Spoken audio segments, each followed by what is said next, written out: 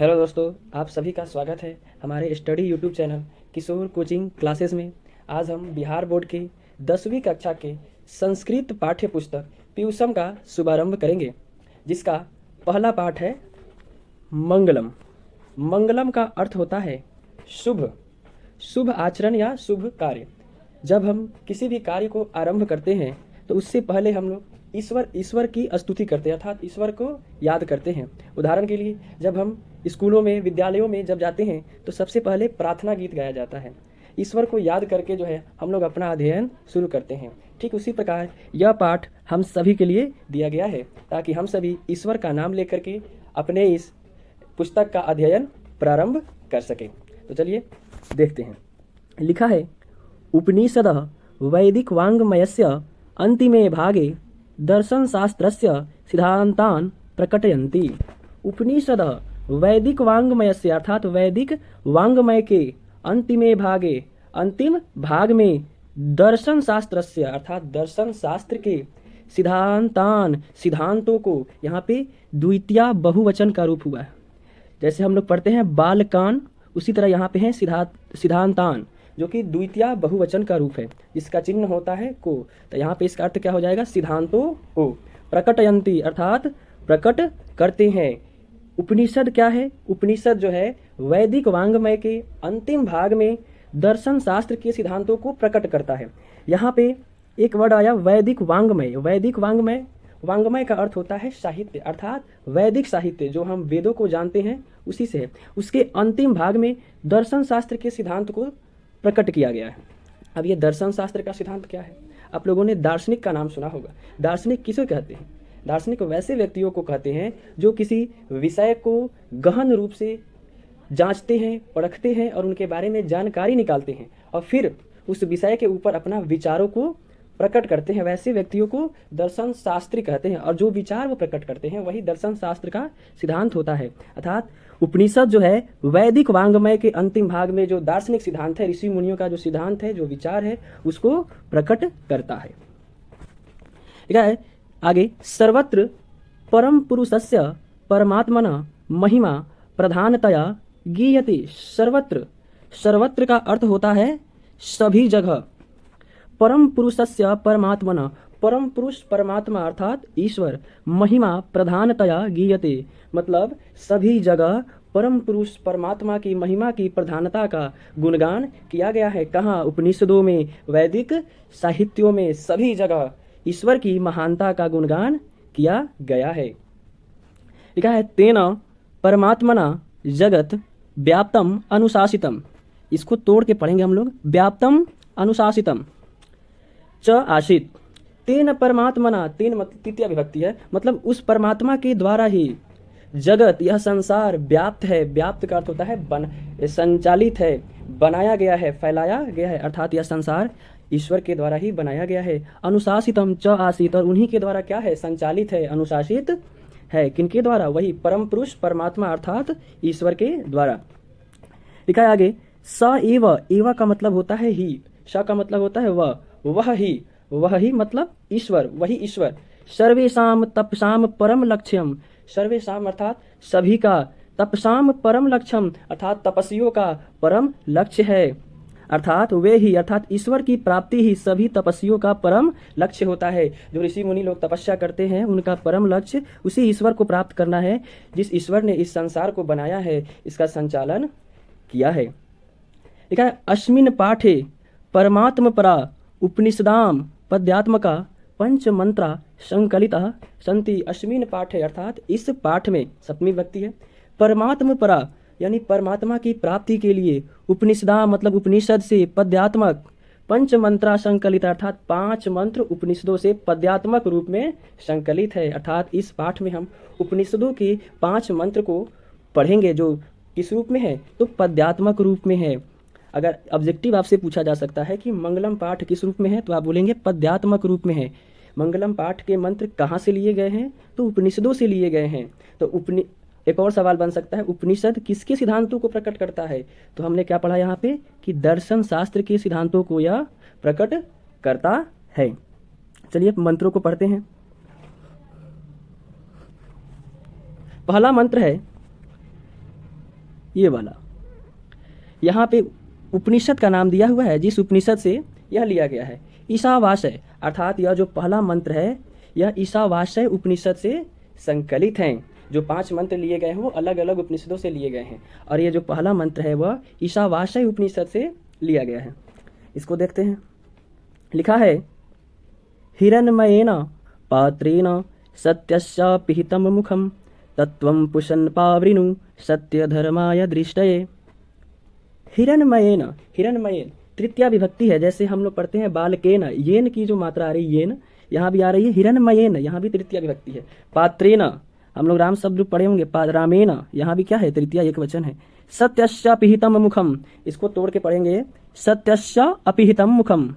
हिरण्मयेन का अर्थ होता है सोने जैसा, सोने जैसा पात्र, पात्रेन मतलब पात्र या आवरण जिसको बोलते हैं। सत्यस्य पिहितं मुखम, सत्यस्य अर्थात सत्य का, मुख जो है अपिहितम मतलब ढका हुआ है, अर्थात सोने जैसे पात्र से सत्य का मुख जो है ढका हुआ है।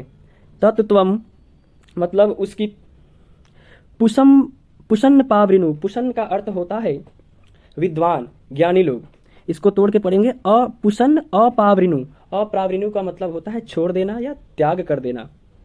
सत्य धर्माय दृष्टये, दृष्टये मतलब होता है प्राप्त करना, सत्य धर्माय मतलब सत्य धर्म की, अर्थात उस सत्य धर्म की प्राप्ति के लिए विद्वान त्याग कर देते हैं। किसका, हिरण्मय पात्र का। किसका, हिरण्मय पात्र अर्थात सोने जैसे पात्र का। यहाँ पे सोने जैसे पात्र का अर्थ है सांसारिक माया से, जो आजकल व्यक्ति क्या है, सांसारिक मोह माया में फंसे हुए हैं, सुख दुख मान अपमान की भावना में सब क्या है, फंसे हुए हैं। तो विद्वान जो है उस सत्य की प्राप्ति के लिए, सत्य धर्म की प्राप्ति के लिए, अर्थात परम पिता परमेश्वर की प्राप्ति के लिए ईश्वर से प्रार्थना करते हैं कि हे प्रभु उस सोने जैसे पात्र को हटा दो ताकि मैं आपको प्राप्त कर सकूं। यदि विद्वान ईश्वर को प्राप्त करना चाहते हैं तो उन्हें भी क्या करना होगा, उस पात्र को हटाना होगा, उस माया को हटाना होगा जिससे वे आज जकड़े हुए हैं। तो इसका अर्थ हम लोग समझ गए। और ये कहाँ से लिया गया था, तो ईशावास्य से लिया गया था। कोई पूछेगा हिरण्मयेन पात्रेण सत्यस्य पिहितं मुखं तत्त्वं पुषन् पावृणु सत्यधर्माय दृष्टये, किस उपनिषद से संकलित है, तो हम क्या बोलेंगे, ईशावास्य उपनिषद से संकलित है। इस तरह के ऑब्जेक्टिव प्रश्न आपके बोर्ड एग्जाम में पूछे जाते हैं। पहला मंत्र हम लोगों ने पढ़ लिया, अब देखते हैं दूसरे मंत्र को।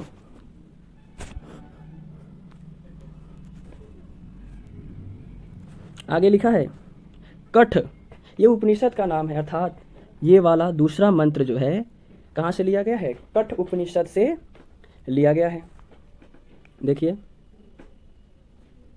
लिखा है, अनोरणीयान महतो महीयान आत्मास्य जंतो निरहितो गुहायां तम क्रतु पश्यति वित्तशोको धातु प्रसादानम महिमानमात्मना। फिर से पढ़ते हैं। लिखा है अनोरणीयान, अनोरणीयान अर्थात सूक्ष्म से भी सूक्ष्म, छोटा से भी छोटा, यानी जो अणु परमाणु हम लोग रसायन विज्ञान में पढ़ते हैं उससे भी छोटा। महतो महीयान अर्थात महान से भी महान। आत्माश्य, आत्माश्य मतलब आत्मा का। जंतो निर्हितो गुहायाम, गुहायाम मतलब गुफा होता है जहाँ छिपने का स्थान हो।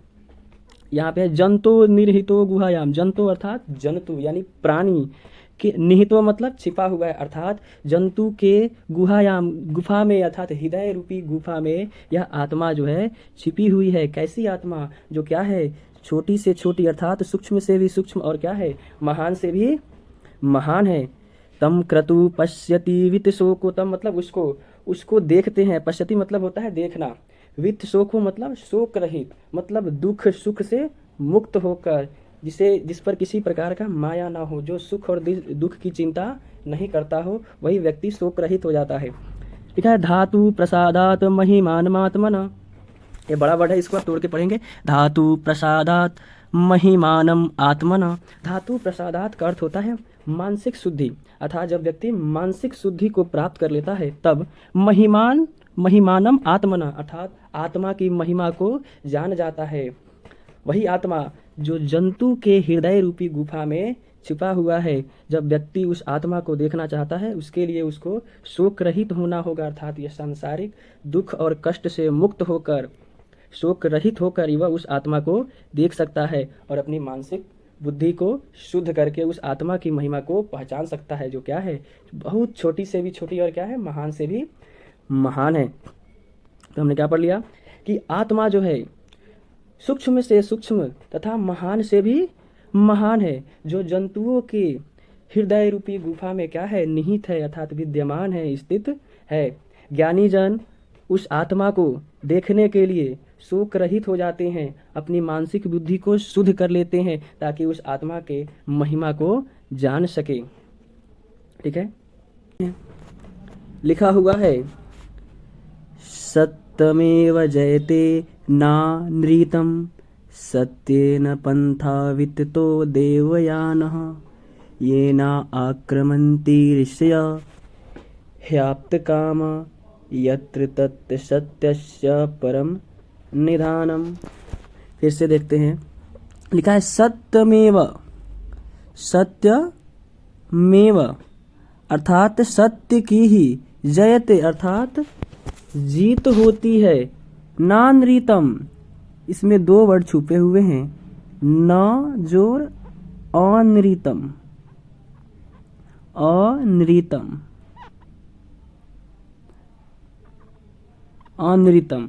अनृतम का अर्थ होता है मिथ्या या झूठ, अर्थात सत्य की ही जीत होती है, असत्य की नहीं। न का मतलब होता है नहीं, अर्थात हमेशा सत्य की ही जीत होती है, असत्य की नहीं।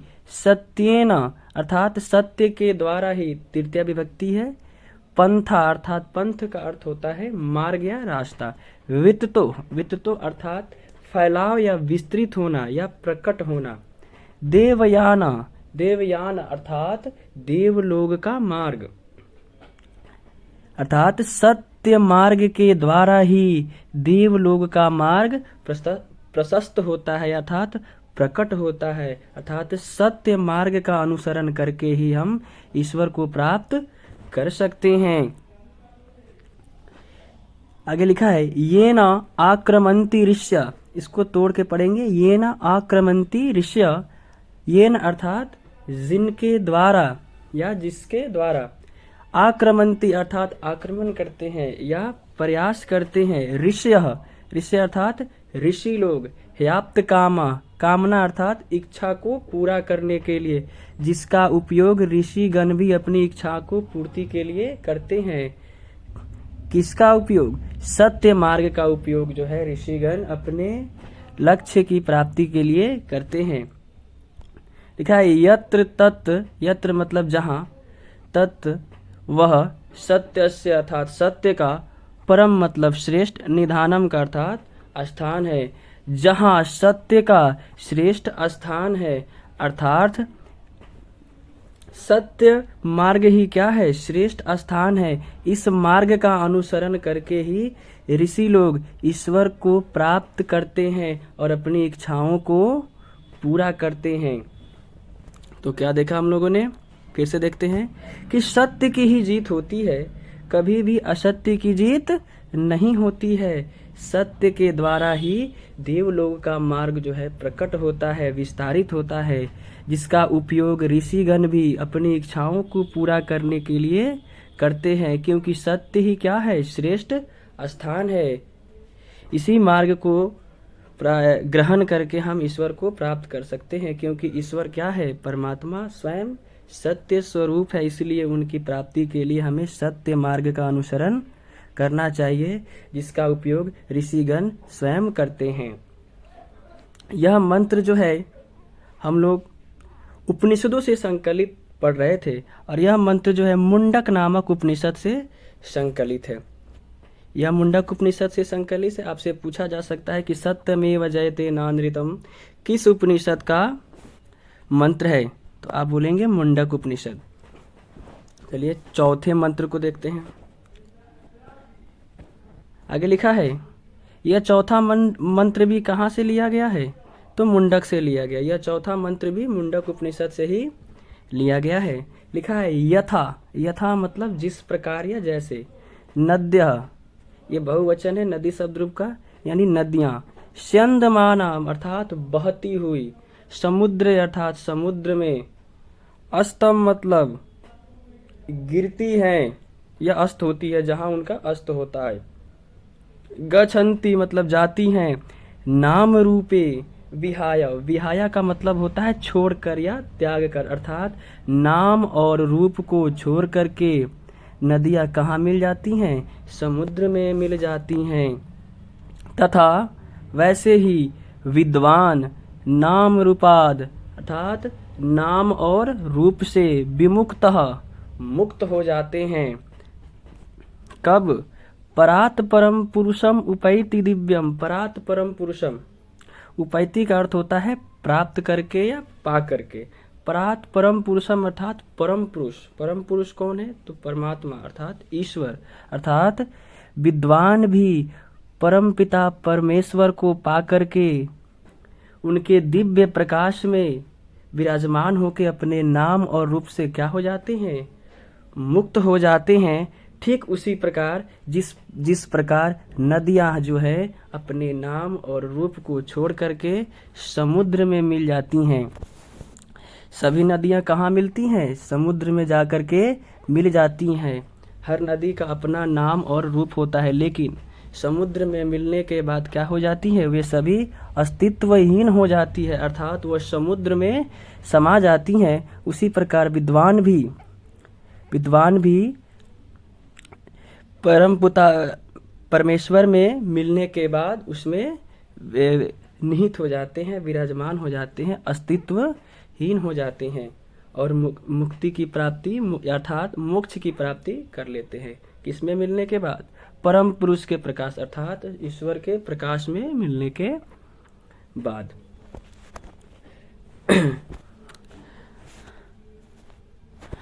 अब आगे देखते हैं अगले मंत्र को। आगे लिखा है श्वेताश्वतर। श्वेताश्वतर ये उपनिषद का नाम है, जो हमारा इस पाठ का आखिरी मंत्र है, जो कहाँ से लिया गया है? श्वेताश्वतर से लिया गया है। इसको देखते हैं। लिखा है वेदाहमेतं पुरुषं महानतं आदित्यवर्णं तमसः पराशतात् तमेव विद्धि त्वाति मृत्युम एति न अन्य पंथा विद्यते अयनाय। फिर से देखते हैं। लिखा है वेदाहमेतं मतलब वेद के समान, पुरुषम महानतम, पुरुषम अर्थात पुरुष, महानतम अर्थात महान, आदित्य वर्णम, आदित्य वर्ण अर्थात सूर्य का प्रकाश, तमसः पराशतात्, तम का मतलब अंधकार होता है, तमसः मतलब अंधकार से या अज्ञान से, परस्तात् पृथक या अलग करता हो। अर्थात वेद जो है सूर्य के समान हमारे अज्ञान को, अंधकार को दूर करता है। किस रूप में? महान पुरुष के रूप में। अर्थात वेद जो है हमारे लिए महान पुरुष के समान है, जो हमारे जीवन में अंधकार को दूर करता है। जिस प्रकार सूर्य जो है अपने प्रकाश से अंधकार को दूर करता है, उसी प्रकार वेद अपने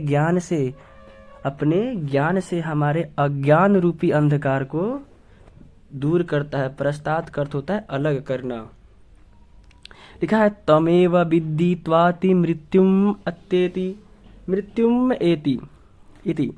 तमेव विद्धि त्वाति मृत्युम एति, अर्थात उसी को जान करके, विदित्वाति मतलब जान करके, मृत्युम एति मतलब मृत्यु को पार कर जाते हैं। किसको जान करके? उसी वेद ब्रह्म स्वरूप को जान करके, अर्थात वेद रूपी ज्ञान को जान करके विद्वान जो है किस पर विजय प्राप्त कर लेते हैं? मृत्यु के ऊपर विजय प्राप्त कर लेते हैं। मृत्यु के ऊपर विजय प्राप्त करने का तात्पर्य है कि मृत्यु का भय न होना, जीवन मरण के रहस्य को जान जाना। लिखा है आगे न अन्य पंथा विद्यते अयनाय। न अन्य अर्थात कोई अन्य पंथ अर्थात रास्ता नहीं है उपस्थित, विद्यते मतलब उपस्थित होना या विद्यमान होना, अयनाय कोई और मार्ग नहीं है। अगर आप मृत्यु पर विजय प्राप्त करना चाहते हैं तो उसके लिए आपको ब्रह्म ज्ञान अर्थात दिव्य शक्ति का ज्ञान होना चाहिए, अन्यथा आप जीवन मरण के खेल में फंसे रह जाएंगे। विद्वान भी इसी वेद ब्रह्म को जानकर ही मृत्यु पर विजय प्राप्त कर लेते हैं। इसलिए हमें वेदों का अध्ययन करना चाहिए ताकि हम भी क्या हो सके, परमपिता परमेश्वर के सत्य से साक्षात्कार कर सकें। तो इस प्रकार हमने इस पाठ को पूर्णतः समाप्त कर लिया है, जिसका पहला मंत्र जो था ईशावास्य, दूसरा कठ, तीसरा मुंडक और चौथा मुंडक और पांचवा श्वेताश्वतर उपनिषद से संकलित है। इन पांचों श्लोकों का हमने हिंदी व्याख्या समझ लिया है। अगर आपको समझने में कोई दिक्कत है तो इस वीडियो को पुनः एक बार देखेंगे ताकि सभी डाउट आपके क्लियर हो जाएं। अब हम अगले वीडियो में मिलेंगे इसके वस्तुनिष्ठ और लघुत्तरीय प्रश्न उत्तर के साथ। तब तक के लिए धन्यवाद। जय हिंद। आपका दिन शुभ हो।